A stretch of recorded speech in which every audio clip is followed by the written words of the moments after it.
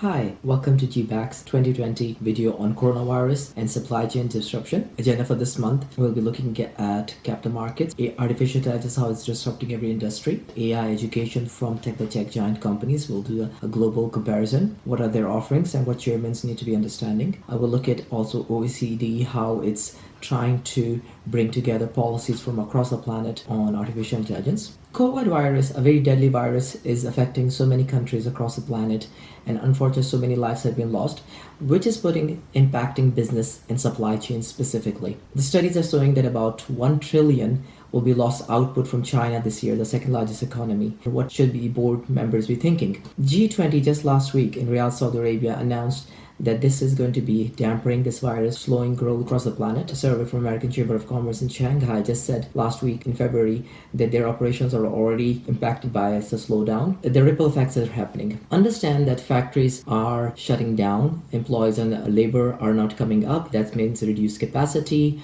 parts and components are not being manufactured. They cannot ship across the planet because China provides a lot of components in the assembly line. That means delayed shipments. Foxconn and Apple supply chain has already said that this is going to be causing lateness. Furthermore, to add insult to injury, chairmen need to be understanding is that a lot of major brands, Apple, Coca-Cola, McDonald's, PG, have said that virus is going to be affecting the bottom line. Some Procter & Gamble has already said that it's going to be a significant impact to them. And what should we board be thinking? One thing is this could be taken as a good major long-term turnaround measure. You're going to be missing P&L targets. Long-term supply chains. First thing questions is how much can we move out of China? Is it 10%, 15? Do we do a major disruption, 30, 60%? That's quite radical. Usually it's 10 to 15 is a normal rule of thumb. There's rumors that Apple is moving about 15 to 30% of their supply chain from China to India and other places through Foxconn, their vendor. The other question is, do you move the whole manufacturing or do you move on the assembly line? This is a consideration to think about. Where do we go from China? And can we use this as an opportunity also from an ESG, environmental, social governance perspective, sustainable vendors? Can we look at new vendors? One thing board members need to understand, my experience with supply chains is that it usually takes about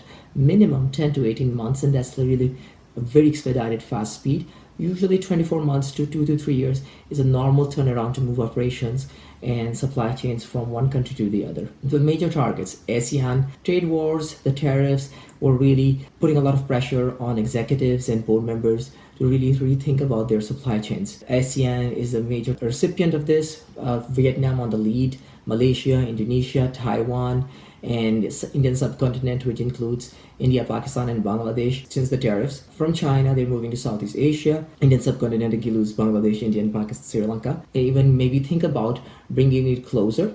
What GBAC recommends is really looking at getting a presentation from your management and really thinking all the options. Do we move some of the operations closer to home, like it being a US company, maybe moving to Mexico, maybe moving to closer to Europe? Do we maybe upgrade a facility so maybe we can bypass tariffs? There are a lot of scenarios how you move supply chains, and you really have to think about and get a really good understanding before you make these decisions. That's one of the recommendations, is a scenario planning, and ask management to present on you so the whole entire boardroom can really think and get all the information to make a better informed decision. Looking at the markets, capital, the highest is NASDAQ 100, really great numbers year after year. The uncertainties with Brexit, the DAX is doing great. MBI, which is basically Macedonia, they're actually doing great on the planet. In Africa, Casablanca, Morocco, again doing unbelievable numbers, and New Zealand making great numbers. Every industry is going to be disrupted with artificial intelligence. Studies say that about 77.6 billion, as on the screen, cognitive and AI systems, people are going to be spending on it. This is a major initiative. If you start planning for next 5 years, understand that AI is going to be disrupting your company and your industry, how people live, how consumers think. These are just part of the things. So new revenue models and new revenue streams have to be created. I can help you lead those things, discussions. Consumers, clients, and stakeholders will be seeking AI and artificial knowledge. Consumers, your clients, will be asking the matrix on ethics, privacy, and security, how the board is managing this information, the access, the information that you have. GBAC recommends, so how can we educate our middle management and senior executives on AI technologies and for spurring innovation? Because a lot of innovation comes from the bottom up rather than from top down. Top down can give you direction, and supported executive sponsorship. But upper management really need to understand artificial intelligence for them to really disrupt themselves and their companies and their industries. I wanted to show my board member and chairman paradigm is changing. People are going to be asking about artificial intelligence knowledge being accessible to the masses.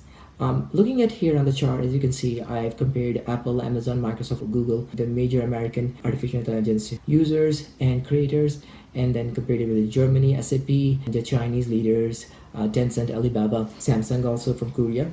And if you're looking at it, what I was looking at, it was not only just for them training developers to work on their platform and supporting their platform, but really looking from the consumer perspective, the client perspective, the customer engagement perspective, because you need to educate your stakeholders, your clients, your prospects. And the one that comes to mind that I've personally taken my own training on is Microsoft. They work with INSEAD, top business school on the planet, and created great case studies how they're using artificial intelligence, the cloud, and using development for automation, for autonomous cars, and given some great case studies across their clientele that you can take, look, and understand and read, and get some really understand how to create innovation and how to disrupt your industries. I just wanted to share what I'm seeing, and I think the conversation is changing, and the board members need to be aware of that. GBAC recommends that your company can work with an organization such as mine or other organization, tech organization, giants that you can collaborate and actually have a really customized training and understand your situation based on your industry, how we can create business models and new revenue streams for you, and that you can take that education for your boardroom, your C-suite, and your employees, because you really need to educate a large number of people to really get their hands and start disrupting within the organization and at the boardroom level. Looking at OECD, Organization for Economic Cooperation, it's 37 members, but they really influence across the planet, more than 100 countries for corporate governance. Policymaker, government makers look at them for guidance. They created the principles of AI back in 2019, which talk about human rights, ethics, problems with the AI. Just this week, end of February, they're actually releasing the AI policy, which basically translates into looking at guidance across the planets, looking at the policies, how every country is coming up their AI policy, how they're doing policy, and then giving a major picture across the planet so that you can, as you operate in different markets, what are the rules and regulations you need to be aware of, what level of maturity of artificial intelligence there is. I think this is great. I have been pushing that also. I've been working across the planet, OECD also, some of the policymakers in helping them construct some ideas. So reach me if I can be more help. And thank you for this time, and have a wonderful time, and look forward to seeing you next time.